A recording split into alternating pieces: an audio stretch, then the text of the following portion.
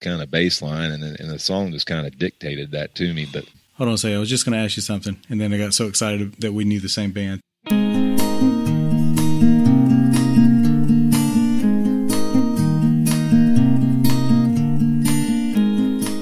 Hello and welcome to WNC Original Music, episode 114, the Amapiano episode. Joining the podcast this week is Matt Walsh. Matt Walsh is a very successful singer-songwriter from High Point, North Carolina. He joined us to talk about his most recent album, Burnout Soul, also just his musical journey, his filmmaking, and his very special project called The Friday Night Gamble, which if you haven't heard of it already, is his streaming variety show that he does from his home. It's really cool. You should check it out. He's got a lot of musicians from all over the place, mostly from, the area, Western North Carolina, Central North Carolina, but really from all over the country and the world. You can find Matt's new album, Burnout Soul, at all the streaming and download sites, and you can also find all of his music at mattwalshmusic.net. Look for Matt Walsh Music on Facebook and YouTube to see the Friday Night Gamble. You can also see old episodes up there. I think he has all the episodes cataloged up there. Again, that's Friday Night Gamble, Matt Walsh, Burnout Soul. Here's Matt Walsh.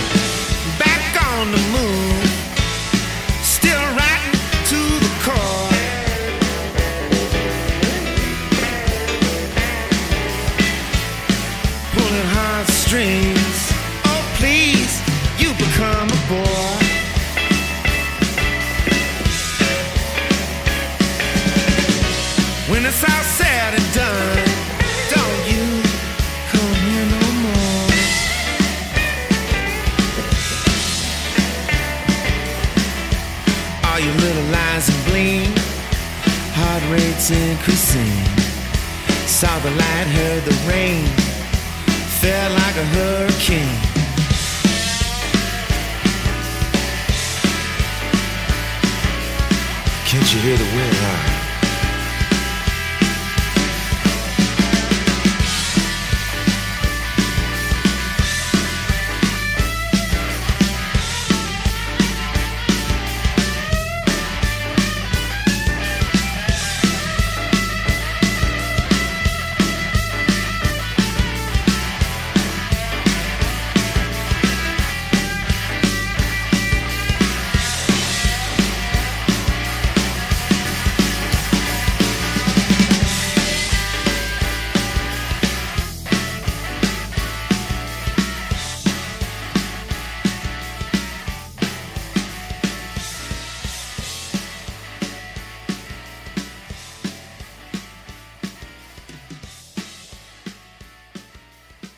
Come Here No More. That's the first track on the new album.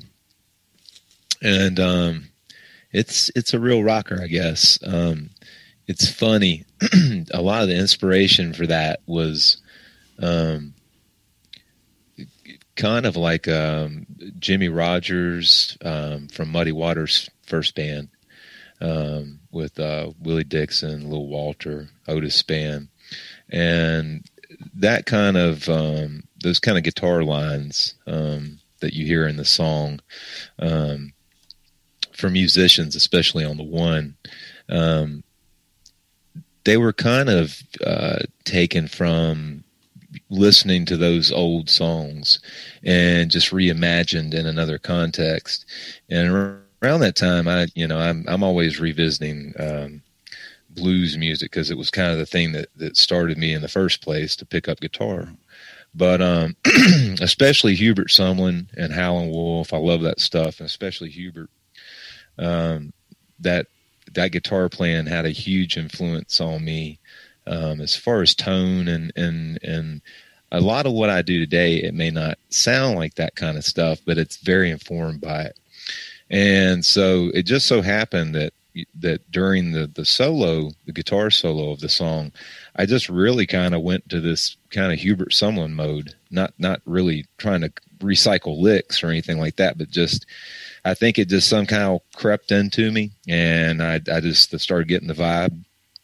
And so it's really funny because more than a few people have told me since they heard that song, heard the album, that the guitar part reminds them of Hubert Sumlin, which is kind of wild considering that's kind of where I felt it was coming from too. But the old blues music and stuff like that, the old Chicago blues, early electric blues in Memphis and Mississippi and all those places, Alabama, all that stuff, that made it down to, say Beale Street in the 50s. All that stuff really has always had a huge impact on me. And I was really fortunate enough early in my career when I put my first album out, Hard Luck, back in 2007. Around that time, I had also befriended Bob Margolin, who was Muddy Waters' guitar player for, I think 8 or 9 years. I think from like 1974 to 81, something like that. So through that friendship, when my first album came out, Bob was trying to help it get off the ground a little bit. He played on a couple songs on it and helped me produce it to a degree. But anyway, he kind of came up with this good idea to get me out there and stuff, and kind of get my name around the country. Would be that he was like, hey, if you want to come play bass with me on the bandstand, on these gigs, I promise you that every set I'll let you sing 2 songs, play guitar, and kind of have your moment to shine. And he was a really gracious about it too, and allowed me to sell my music from the bandstand and everything just like he did. But through those shows, I had the opportunity to play with guys. Like I got to play with Hubert Sumlin a handful of times, and what a treat that was, because I'd been listening to Hubert since I got my first Howlin' Wolf record, I think, from the public library of all places when I was like 12 years old. You could go. I found out you could actually go up to the public library in Statesville, North Carolina, and they had this. I don't even know how I found it, just on a whim, but they had just a huge collection of old records. Anything from Chess to Meteor to all these old cool labels, and I could go up there and check out like a Robert Nighthawk record, or a Booker White record, Son House, all these guys, and this is back in 1988, 89, and you couldn't you couldn't that stuff just wasn't accessible. You could go to the record bar and in the mall, and the best you could hope to find would be maybe like a BB King record. Right. Yeah. So it was a real gold mine. And I remember the first Howlin' Wolf record I ever got, I almost got hit walking across the street back home. I was walking back home, almost got hit crossing the street because I was looking at the back of this record. And the first thing I saw on the back was it's a classic photo of Wolf, and he's kind of making this wild expression. He's playing a white Stratocaster, and he's kind of playing it sideways. But you see Hubert back there, and he's playing this really cool Italian guitar. I can't remember what it was called, but he told me it was stolen from him over in Germany or somewhere. But anyway, just to get to play with him and a couple others, Pine Top Perkins, Willie Big Eyes Smith, it just, that music always has made a huge impact on me as far as, like I said, my guitar tone and playing and to a degree. And so it's always kind of deep down, what I do isn't blues music. Some people say what I do is rock and roll. Some people say it's blues. To me, it's not. I think it's not really being truthful to say it's blues music, but it's definitely informed. Everything I do somehow has a little bit of that sprinkle in it, Yeah. And so Come Here No More was a song that really drew heavily, I think, from those kinds of things, like Howlin' Wolf and Jimmy Rogers and Hubert Sumlin. Just, if you go back and listen to those old 50s records, you'll hear what I'm getting at. That's interesting to hear. You talk about it's not blues, it's rock and roll, but it's informed by blues, which is the origin of rock and roll. Like most people who play rock and roll now, they're influenced by rock and roll. So it just becomes circular, but you're kind of influenced by blues and then country and then, rhythm and that sort of thing. So it kind of has the original genesis of rock and roll versus kind of being recycled. I'll agree with that. Right. Because, that's kind of what I thought Come Here No More was when it was finally done. I figured, well, it's just a blues song for 2020. Not the subject matter, but just, if something's got to be called blues, let's lean it towards that I do, because that definitely had the feel of all those guys in it. And even though you might not be able to go, well, that don't, somebody might put it on. So that sounds absolutely nothing like Howlin' Wolf or Hubert Song or whatever.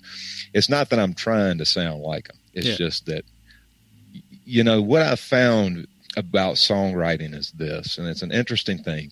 They can tell you to go to all these, which I think is absolutely ridiculous. And if you look at YouTube, I found last weekend Bobby Whitlock, the famous songwriter with Derek and the Dominoes, and played on All Things Must Pass with George Harrison, piano player. He agreed with this too. And I always laughed at like the idea of going to a songwriting seminar, or learn how to write songs at a seminar or something like that, because I really don't think you can learn to do. I think you can hone that craft, but it's not something you just say, well, I'm going to be a songwriter and learn how to do that. Right? So the one thing I do find though, as a songwriter, is all these things. In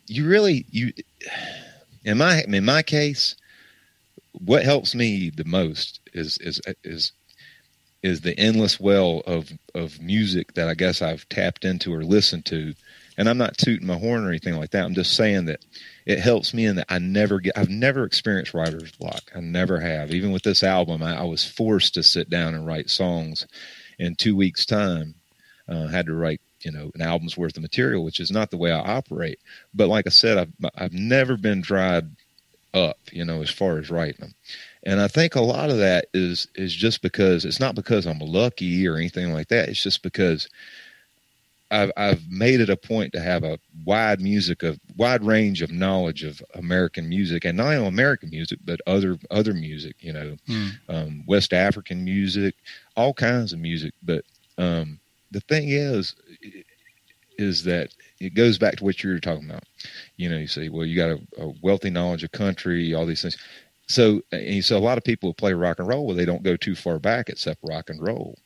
And I think to really understand American music, you really have to dig back. And I mean, sometimes that means going back to the 1920s or, and I guess what I'm getting at is through that, I've been able to have this wide knowledge and playing this kind of stuff. And you may not hear it, but I mean, I have songs that derive like a chord structure from, or a pattern from a song maybe from 1925. Yeah. It doesn't sound like that. Mm-hmm. But if you have those building blocks and that knowledge of how songs work and chords work, and then you take that all the way up into 1960, how things work there. You go up and well, here we go in the 70s, and here we go in the 1980s. People slam a lot of people slam 1980s music, but if your ears are open, I think you can hear something really grand in every era that we've been through. It's just hanging on to those good pieces of it, and I think going back and being able to go, wow, I'm influenced by that, and I'd like to maybe mix it up with this. It's interesting to me to do that, to do things like take something I've heard from a 1920s recording and mix it with, a thought from 1980s synthesizers. Right.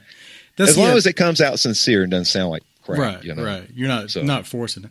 But yeah, I mean, back in 1920s, it's good to go back to those times when they were figuring out things. It was like music was more accessible to certain people because, maybe they were making $50 guitars for the first time or something like that. So people who had the talent but never had access, they couldn't afford a harpsichord or something like that.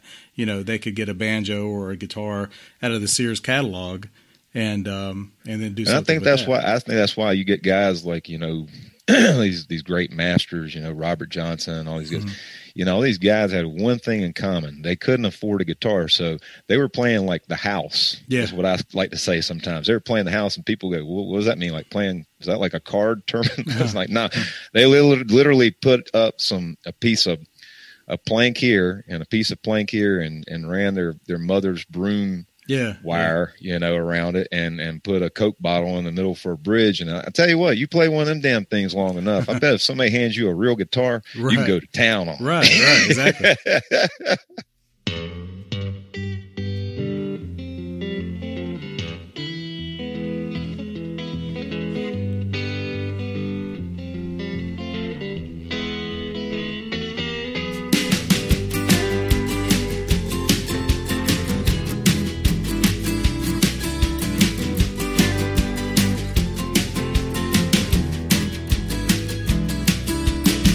Kick your feet up, stay here a while.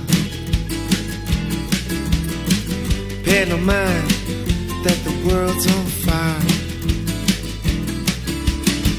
We won't worry today. We fade out as hope fades away.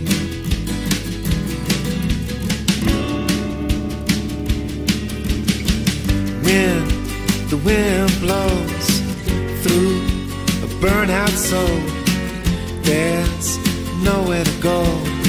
Your head's drowning gold. You're breaking all you hold. Feel like wasted time. Now you can't remember your lines.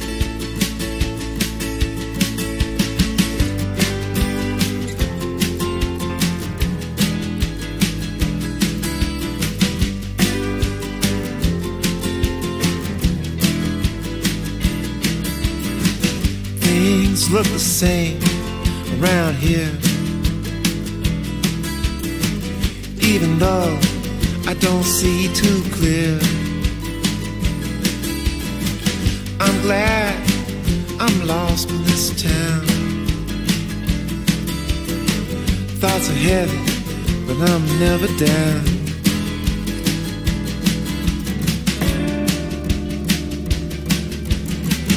When the wind blows through a burnout soul, there's nowhere to go. Yeah, it's drowning gold, and you're breaking all you hold. You feel like you wasted time. Now you can't remember your lines.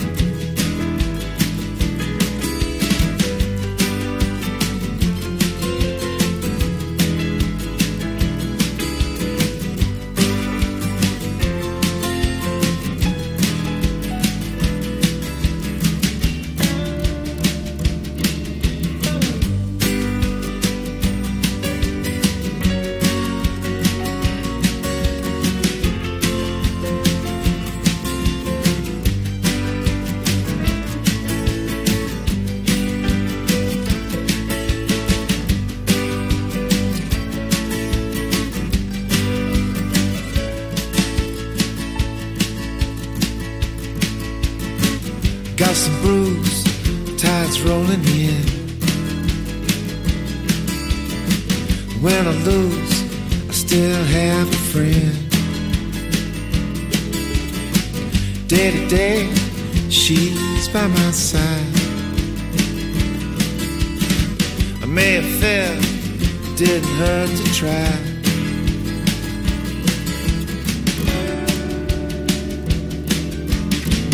When the wind blows through a burnout soul, there's nowhere to go. Your head's up, drown in gold, and you're breaking all you hold. You feel like you wasted time. Now you can't remember your lines.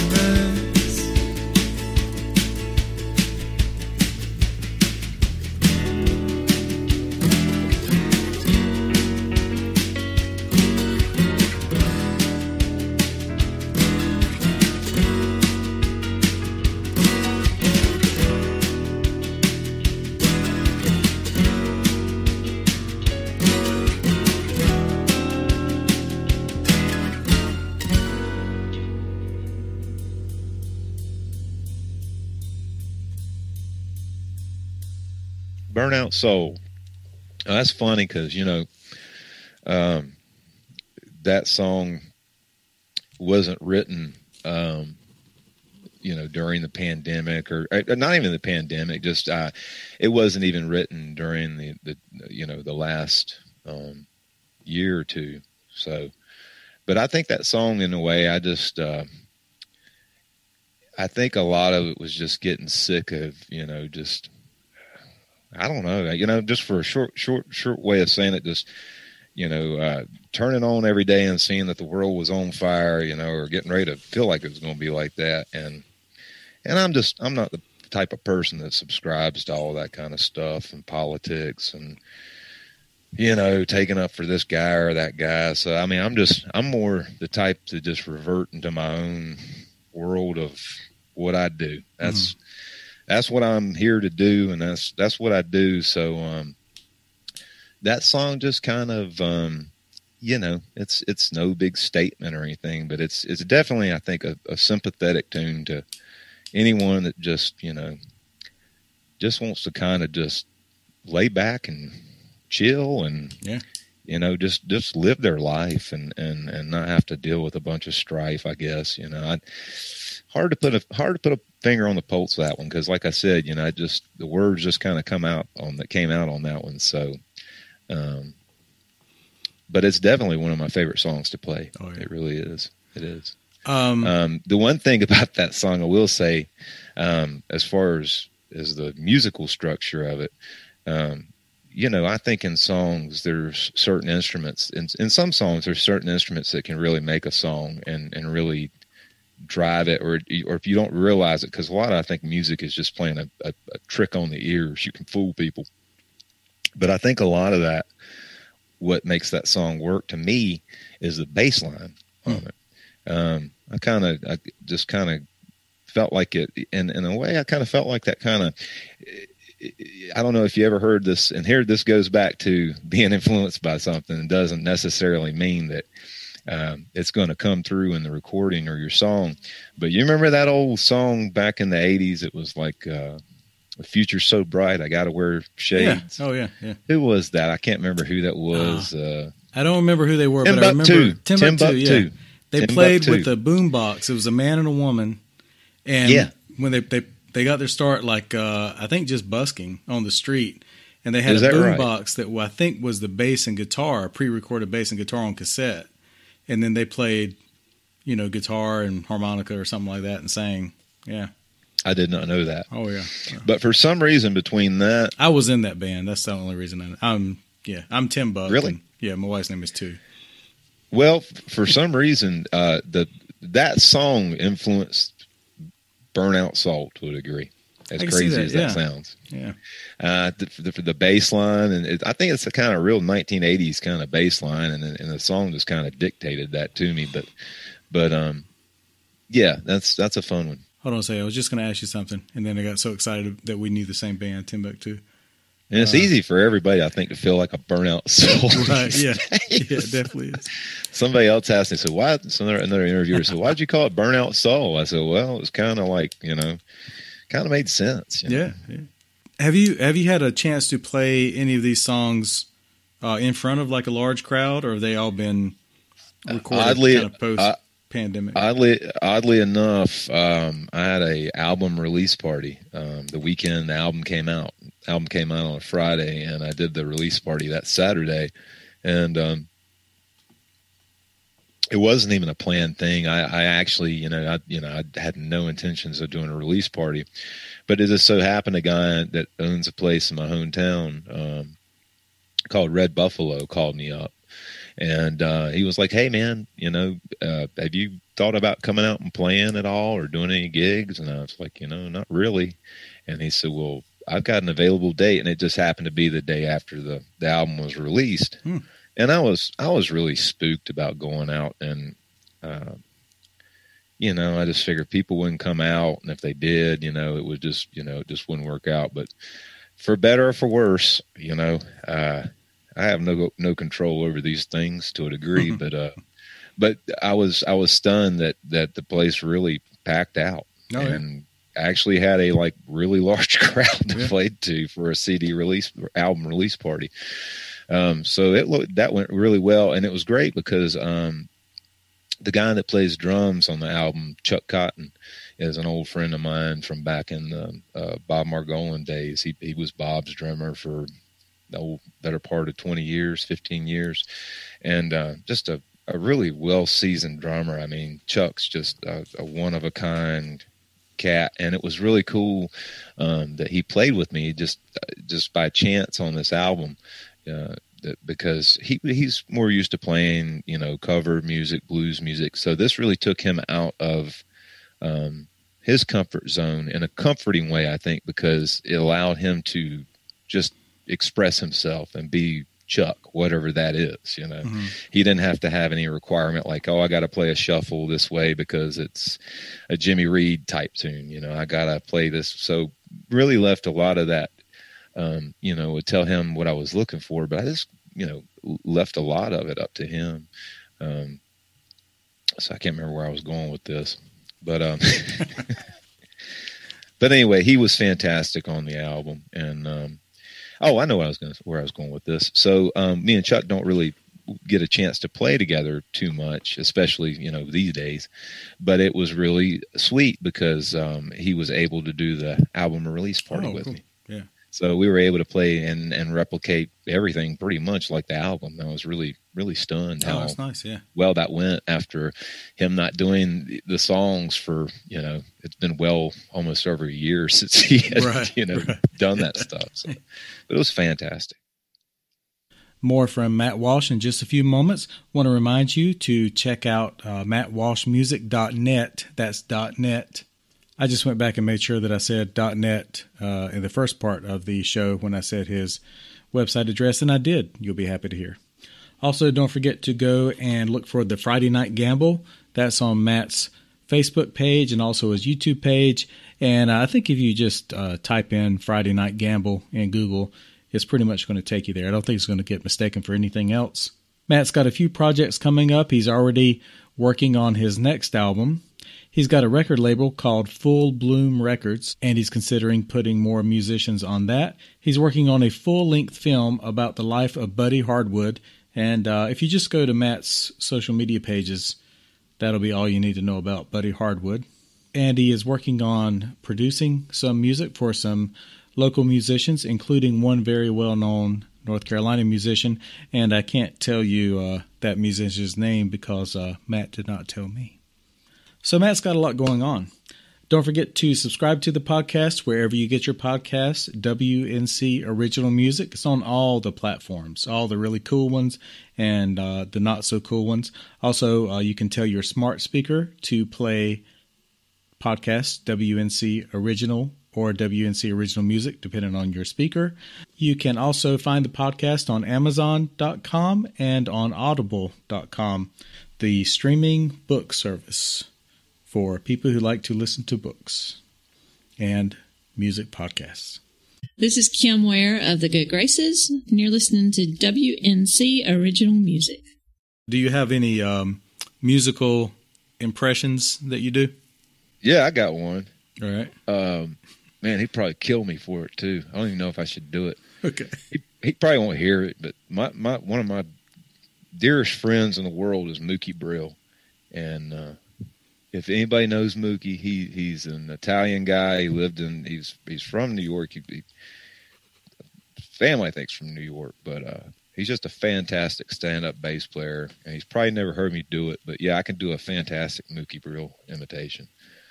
And it just goes something like this, it's like riding down the van with, Willie and Pine Top. We go to a casino. Oh, there you go. So, very good. I assume. I don't know. No, I don't mean no harm by that, Mookie. That's if you hear this, you're one of my favorite people in the world. Can we get? Can you get us a video of Mookie talking? Yeah, he was on the. I think he was on the 4th episode of the Friday Night Game. Oh, okay, yeah. I'll he did splice a clip in there. Yeah, he did some great country songs, man, and did a couple blues numbers. He knows more country songs than you can shake a stick at. I got it right here. Hold on a second. Let me see if I can find him talking.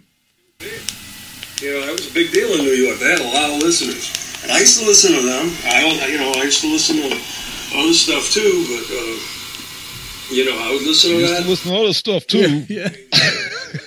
Hey, that was very good. All right.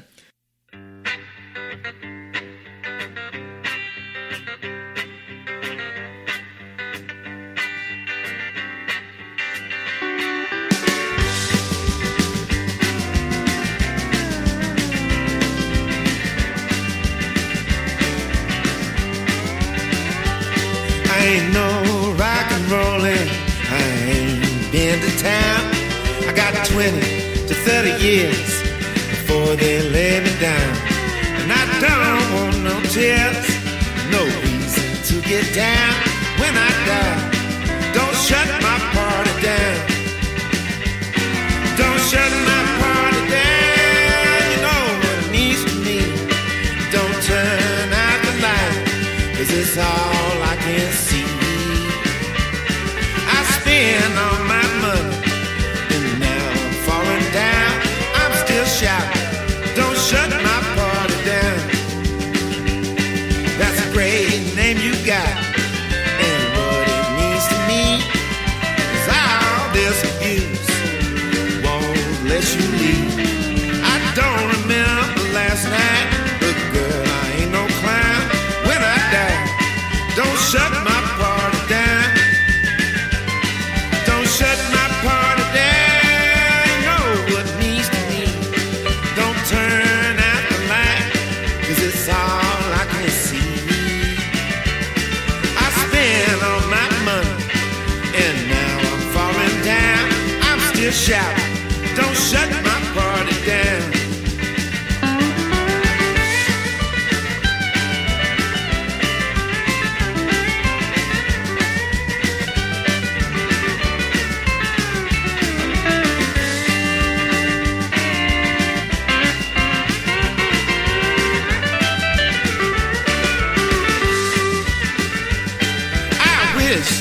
Somebody will look after my wicked soul. I don't want to leave, but I know I gotta go. Excess leads to a mess, that's all I have found. When I die, don't shut my party down. Don't shut my party down. You know what it means to me. Don't turn out the light, it's all I can see. All my money, now I'm falling down. I'm still shouting, don't shut my party down. Don't shut my party down.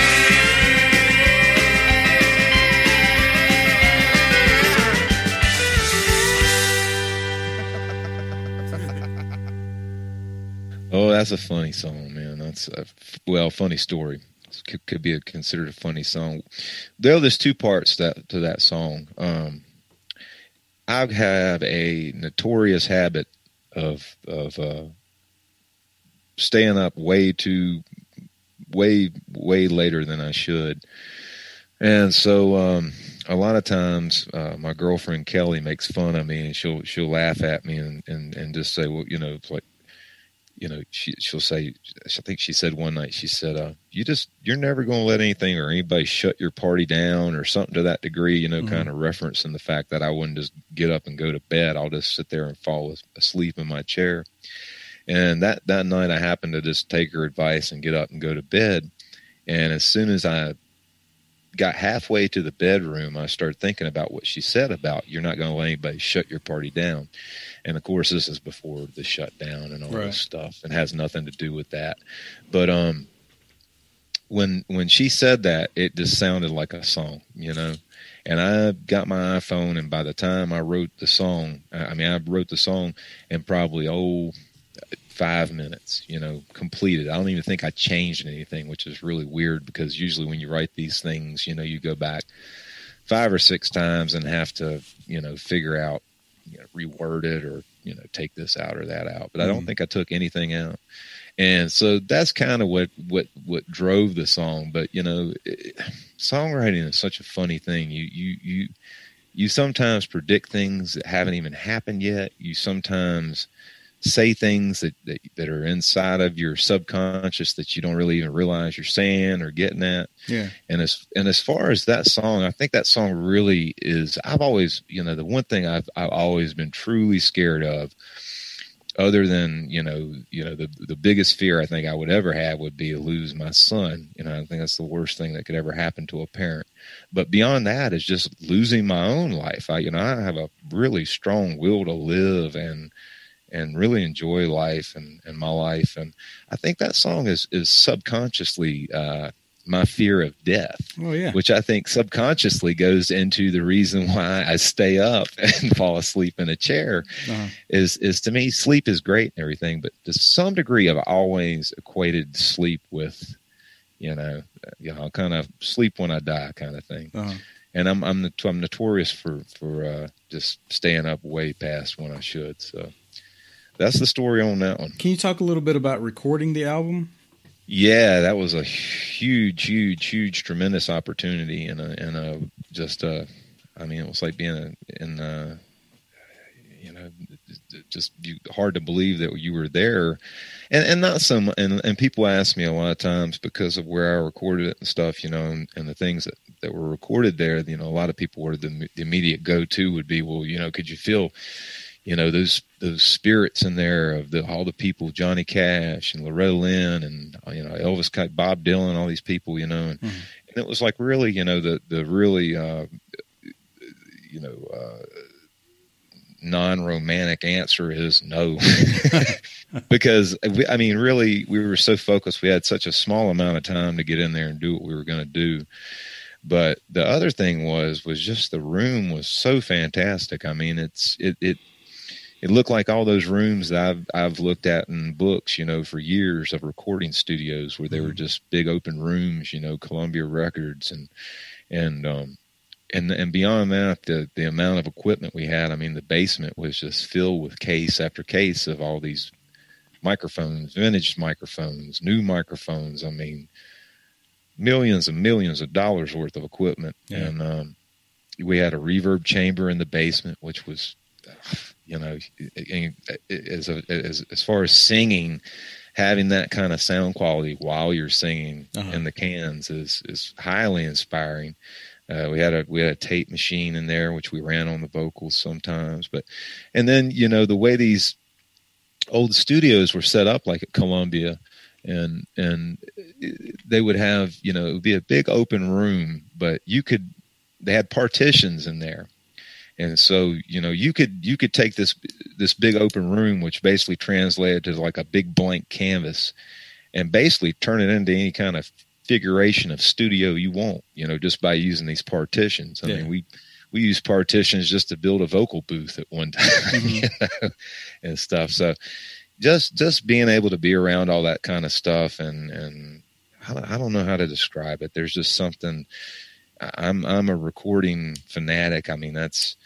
I love playing in front of people. Don't get me wrong. I love the thrill of a great night, and everybody's kind of has, on that same wavelength of, you're in that groove kind of thing with the crowd and the band, and hey, I live for that. But really, honestly, where I like to spend most of my time, and it's honestly, the shutdowns kind of benefited me in that way, because it finally forced me off the road a little bit, just constant gigging and doing shows. I'd rather just spend my time making songs or making films, that kind of stuff. I'm way more into the creative vibe of it, getting up at 7 a.m. and being in the place by 9 o'clock, and usually home by 5. Yeah. A 9 to 5 rock and roll musician. That's it, man. I'm 43 years old, man, Yeah. And I'll be 44 in June, and I'm not trying to say I'm an old man or anything, but you just, man, I've done that. I've driven up and down the damn road. I mean, I've gone all over the country and various different things, and it's just, honestly, it's nice not to have to get in a van and drive somewhere. Yeah. It's nice to have done it, and then it's nice to not have to do it anymore. Also, the non-romantic answer there to that question.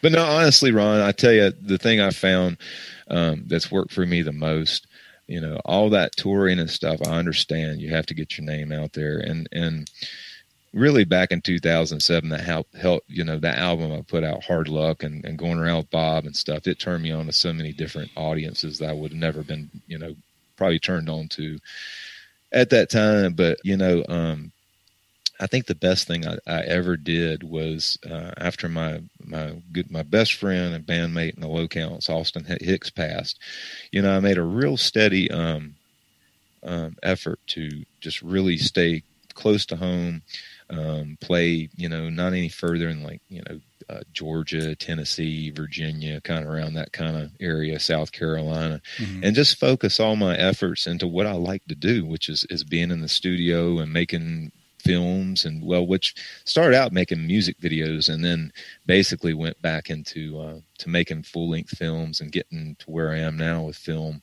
which is what I wanted to be when I was about 14 years old. Oh, yeah. I put the guitar down for a little bit. I started on it when I was 12, but when I was 14, I would be studying directors, Oliver really? Stone, and wow. I'd say, I like the way his lighting is, and I still do like the way all his lighting is in his movies and stuff. Now I've seen your music videos, but you're talking about making like film shorts and that sort of thing, right? That kind of stuff, yeah, exactly. And that's basically what I was doing when I was 14 and 15, making up characters. 16, going in, places in public as these characters with my teenage film crew and everything. But I wanted to go to film school, and that really never took shape. I got back into the guitar a little bit, and then when I graduated high school, they made you think back then that if you didn't go to college, your absolute life was just going to be an absolute failure. Yeah. So like a fool, I went to art school for 6 months. I can draw a little bit, but I found out real quick that I am not an artist once I got to art school. So I dropped out there. But no, once I started making videos, though, music videos, it really took me into film quite a bit. And then the guy that's MC for the show and the technical producer for the Friday Night Gamble, who's helped me also film 2 of my last videos, Don't Shut My Party Down and Come Here No More.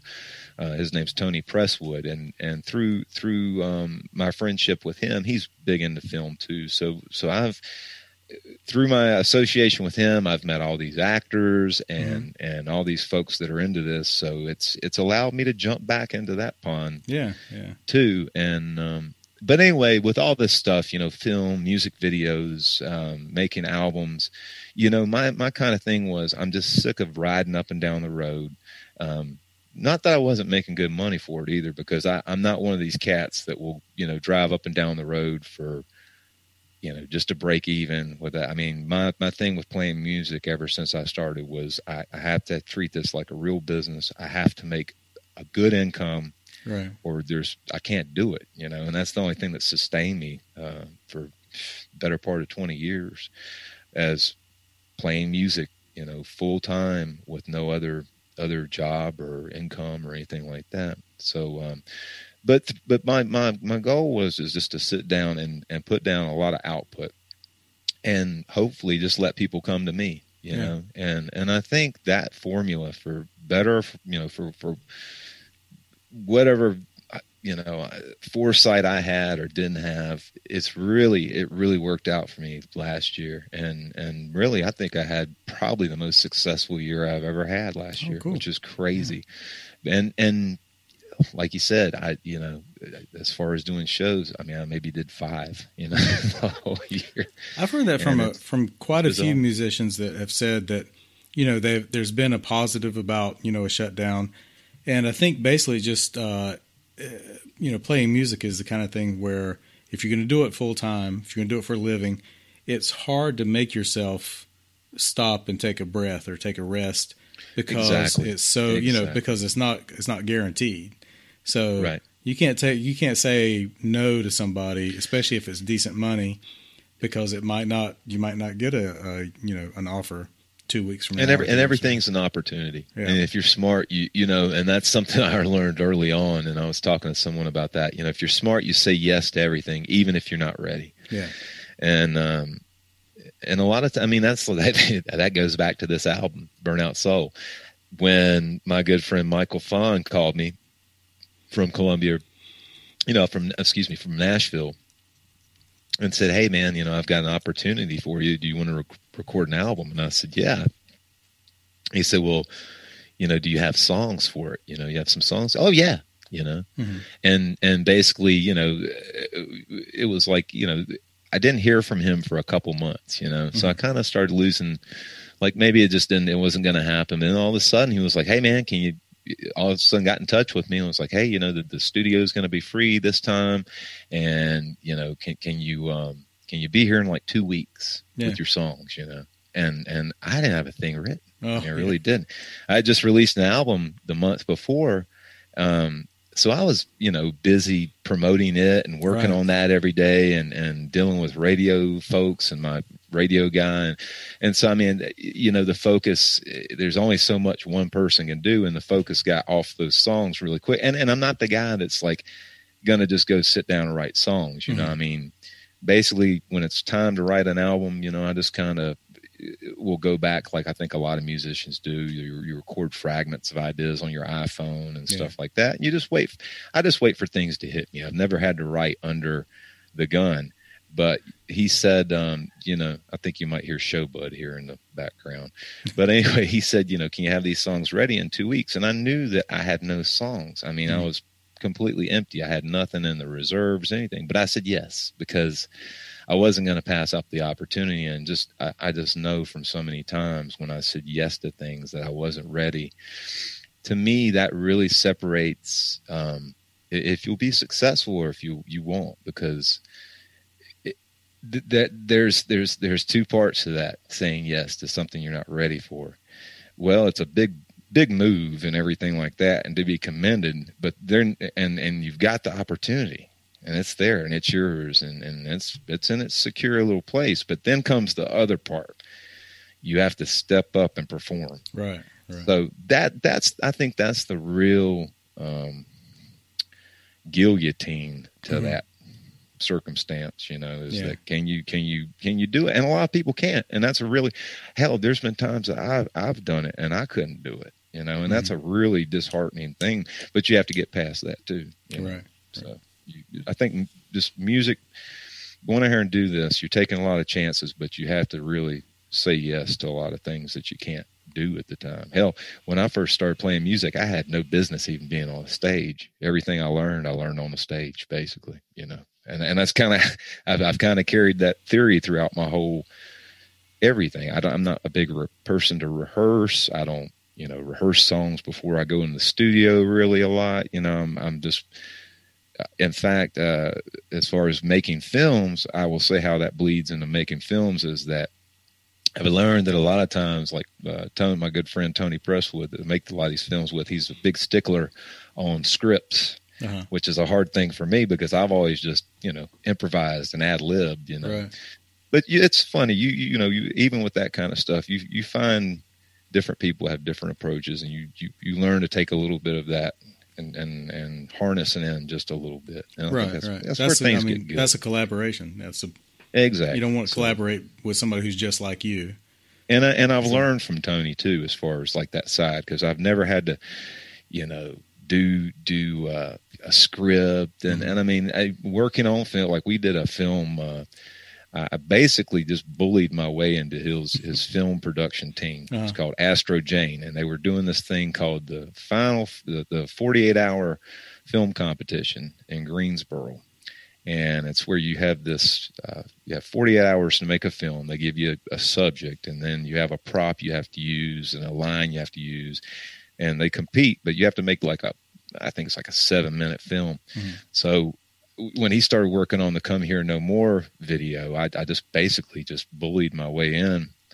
But it was funny because I learned so much, and I on that little film I was assistant, and I didn't go into it being assistant director, but I somehow got that, and I played a role in it. But also I got to run the click track, you know, the clacker, you know, and learn how that works, and I mean, I'd never even done that kind of stuff, you know. Mm-hmm. So it was just interesting to go to different parts of the, you know, a new realm of something you've always been into, and to learn. You do learn. You definitely do learn from people if they're doing it right, you know.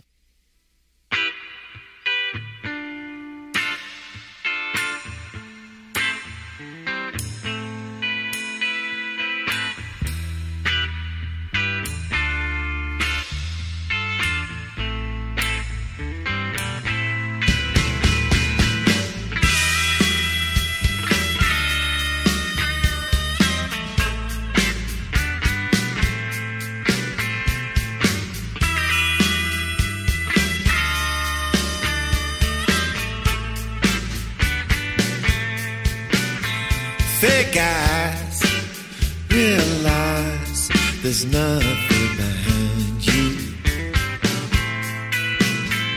Heart's blind, soul's kind, there's nothing you can do. Painted picture in the corner isn't really you. Up all night thinking I may be a fool. Time moves on, but it won't let me find you. Broke down, lost and found, I'm plotting my next move.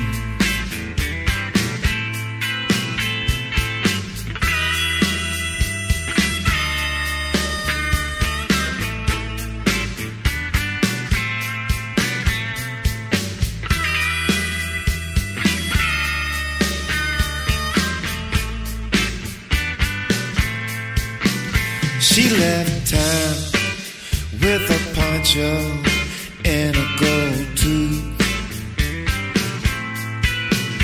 I settled down pretty soon, I'm back out there too. Cold at night and the noise will murder you. She was at her ends, there was nothing I could do. Time moves on, but it won't let me find you. Broke down, lost and found, plotting my next move.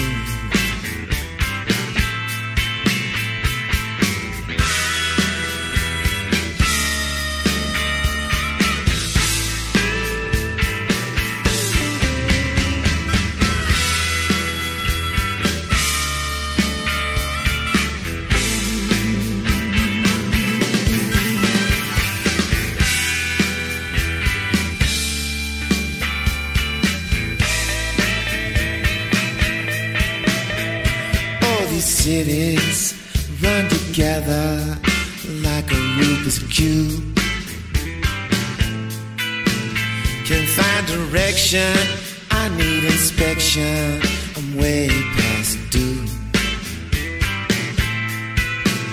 Come on and find me. I don't know what I do. I'm drifting, sifting, looking out for you. Time moves on, but it won't let me find you. Broke down, lost and found. I'm plotting my next move.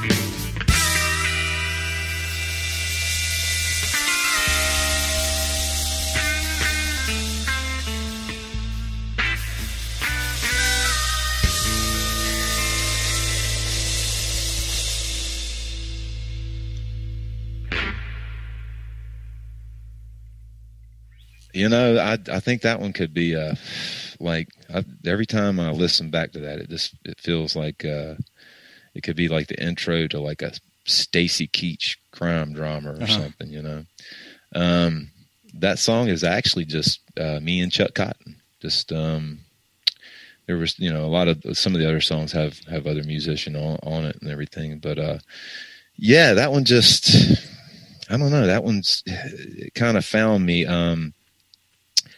When I was young, I used to write poetry and all these short prose and stuff like that, 15, 16.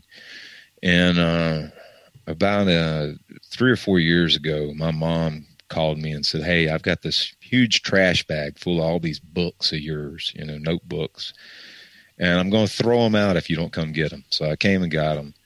And I started going through some of them, and back the last album I did before this one, The Midnight Strain, I had a song called Guru Blue on it. And I thought, man, it'd be really fun to see if I can write a song with lines from these old poetry books, that I had and sure enough, that's what I did. I pieced together a song. So for my next move, with having to write so many songs, 8 songs in 2 weeks, I went back to that method again. And basically that's what that song is. It's just a lot of stream of consciousness kind of stuff. I think to me, it's like, if I had to put a name on it, I'd say it's like my Jack Kerouac song. Yeah. It's it talks about people that just kind of can't stay in one place. And, I think probably looking back in those old books, I was probably, reading on the road and all that kind of stuff back then. So I'm not surprised that that's what came out, to some degree. But, the funny thing about that song is I got the idea for this harmonica kind of hook to it. And we were in the studio, and in desperation, I was like, man, I got to find a D harp. I don't carry harmonicas around, nor do I profess to be a harmonica player, but I actually bought a $15 harmonica, and it had like 2 of the reeds blown out in it. But somehow we were able to make that damn thing work. And, yeah, I like that song. I like playing it. It's a lot of fun. Yeah. It's a lot of fun. I was talking to a harmonica player one time, and he mentioned that his favorite harp. What did he say? I think he said it was like a 5-hole harp. It's very limited, but he said it makes you figure things out. Having a small harp. He said, I always like the sound of it. It was probably $15 harp or something like that he got somewhere, and just always like the sound of it. You have those cheap instruments that one day at the factory somebody just for some reason puts a little extra into it, and it just gets put out in the world. Yeah. 1 out of a million, made by made by like a cheap off-brand company. but it just sounds really good. And somebody and it gets in the right hands of somebody who can do something with it. If you can do so. I tell you, young guitar pickers out there listening, or at times I've done things like play only 3 strings on my guitar, and take the other ones off. Yeah. Because really, when you take away, and that's one thing about the low counts that happened, just happened, because with Austin, the way he played drums, man, he played like Keith Moon or Ginger Baker or one of those guys, and that's with the way I play finger style guitar, and playing with bass lines and stuff, finger picking. We just didn't need anybody else. It was ridiculous. I was like, why would we pay anybody else when we could make double the money, more than money? Yeah. And but he was such a wild man, the way he played, and he played like Ginger Baker, and that's a lot of who we were influenced by was Cream to a huge degree. We got into that stuff, and old Fleetwood Mac and stuff. But that's another thing that I found that helped me with songwriting, and especially kind of tame my guitar playing down to some, because I'm a big fan of what B.B. King says, and I'm sure you've heard it, and I'm sure everybody's going to say they've heard it too. It's going around a lot. Are you getting paid by the note, or are you getting paid by the gig kind of thing? So but it really toned my guitar playing down. Not that I was ever like a doodly kind of guy, but it did make me have to look at the guitar in a completely different way. When taking when you take things away, when you don't have a bass player or a keyboard player, all these people to lean on, and it's all you have to, you really have to rewire the way your brain thinks, especially coming from the world that I was coming from, where I always had a support of a bass player or whatever. I could just, do what I wanted to do. So, it's interesting though, when you take things away, it makes you better. Yeah, I think it does. Right. And I've always liked playing, with the odds against me. It'll make you play better. It makes me play better to some degree. Okay, I want to thank Matt for being on the show. Don't forget you can find his music at mattwalshmusic.net, and you can find his new album, Burnt Out Soul, wherever you get your music. Go right now and look at some old episodes of the Friday Night Gamble. You can find that by searching YouTube, or go to Matt's music Facebook page, and you will just really enjoy it. Make sure to go in this Friday night, appointment viewing. So it's a really cool show. I think you'll like it. And also keep an eye out for Matt's new album he's going to be recording soon. Don't forget to subscribe to the podcast wherever you get your podcast. WNC Original Music, available on all the platforms. I dare you to find a platform that the podcast is not available on. And also, if you have questions, feel free to email wncoriginalmusic@gmail.com. Also, if you'd like to send in a closing song, if you're not from the Western North Carolina area, just send that along to wncoriginalmusic@gmail.com. Go back and listen to this last narration and see if you can tell where I had to stop and have a sneezing fit. There's definitely a change in my voice following that sneezing fit. Just a little insider info for you. Don't forget to follow the podcast on Facebook and Instagram, and also join our group, Western NC Original Music, where you can see and hear music from not just the podcast, but for a whole bunch of Western North Carolina musicians, the best musicians in the world. That's it for now. Have a good week.